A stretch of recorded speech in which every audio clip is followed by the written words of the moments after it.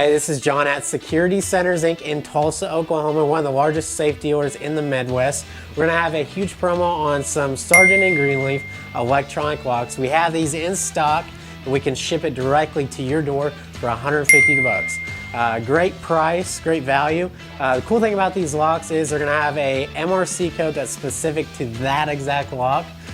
We don't retain any information on these codes or anything like that. You'll be actually the only one that'll actually have this MRC code on file, which is a master reset code to get your lock back to square one. We don't keep anything on file. If you don't provide it to the safe manufacturers at all, they're not going to have the MRC code on file as well. So I'm going to do a highlight video on how to swap out your lock. Check out the video and then purchase the lock from us and we'll ship it directly to you within a couple days.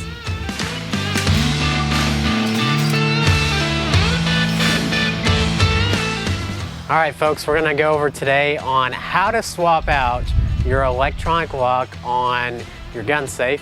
Specifically today, we're gonna highlight the Liberty safe. We're gonna swap out the Secure RAM electronic lock that comes standard with the safe itself from the factory.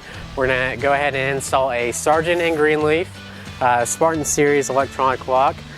Tools required that you're gonna need is a flathead screwdriver. Any flathead should work. You'll need that. You'll need a Phillips head screwdriver. I'm going to be using an impact gun with Phillips head. Make the whole process go a lot quicker. We're going to have the electronic lock. We're going to lay out all the components. We're going to have the keypad face right there.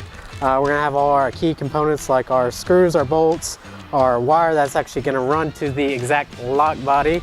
We're going to see the battery. We want to make sure it's a Duracell brand battery. We also want to make sure the battery expiration is about 5 years out from expiration.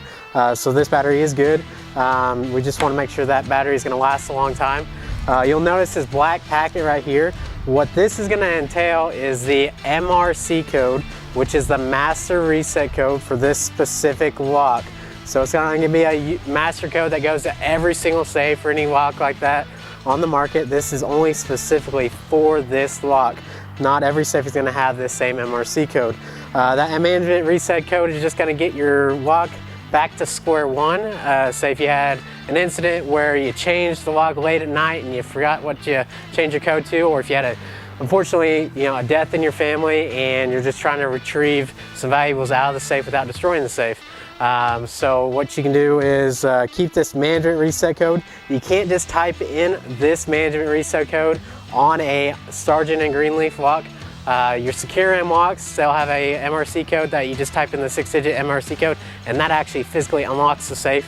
This actually requires a whole set of instructions to actually go along with this management reset code to get the lock back to square one. So you can't just type in this code right here and open magically the safe itself. So we're going to go into further detail. I'm going to go ahead and pull this door panel off, show you how that works, and we're going to get started. All right, so we're going to go ahead and open up our safe. We have to know our safe code to actually open the safe, of course, to get into it, to even change the lock itself. If you don't know your code and you're locked out, that's just kind of one of those things where you're either going to have to drill it or hope the factory maybe has it on file. And there's a whole retrieval process on how to get an MRC code on your safe. First thing that we're going to do is going to pop this door organizer off. These have these little black caps that hide behind is some Phillips head screws.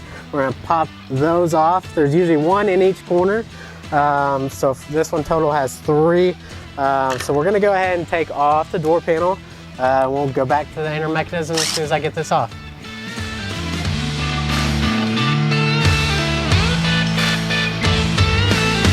All right, guys, we got the door panel off. We got our whole mechanism. This is your Secure RAM backlit keypad body.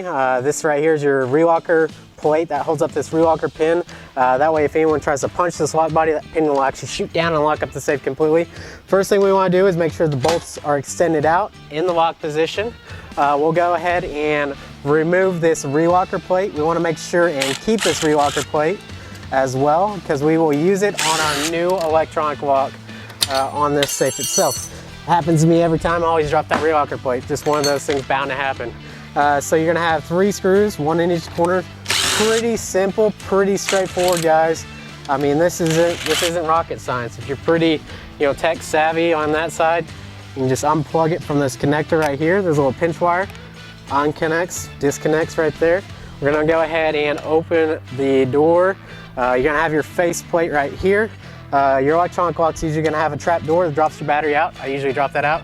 It's a lot easier for you to demount. It's gonna be 2 set screws, high and low.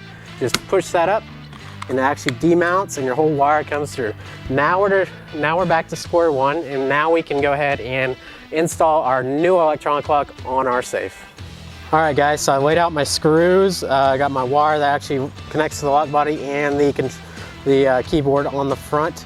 We're gonna go ahead and wire that up. Go ahead and plug it in. Only one way you can plug in. Pretty simple. We're gonna go ahead and run our wire through the face just like so. We'll make sure our actuator is faced like this. We're gonna go ahead and make sure our cord goes through the hole in the center of the door. You're gonna kind of have to fish that through until you kind of see. Sometimes it takes a little bit of finagling. Push it through. Goes in there just like that.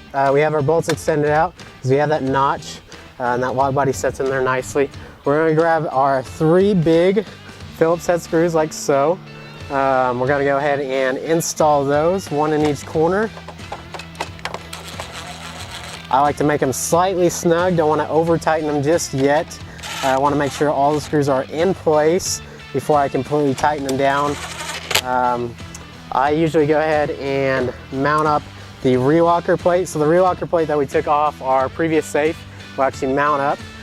This screw right here on this Sargent and Greenleaf, this is basically a junk screw. We don't need this screw anymore, so just gonna go throw that in your junk box.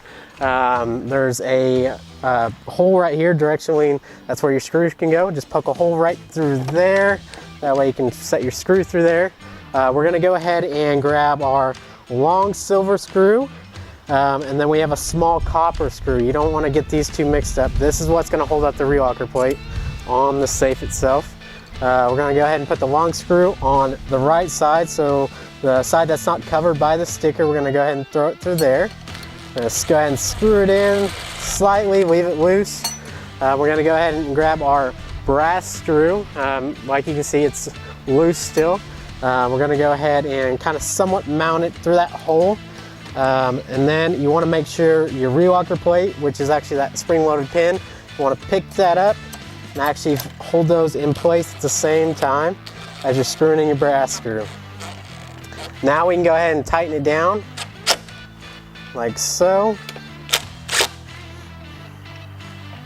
all the way.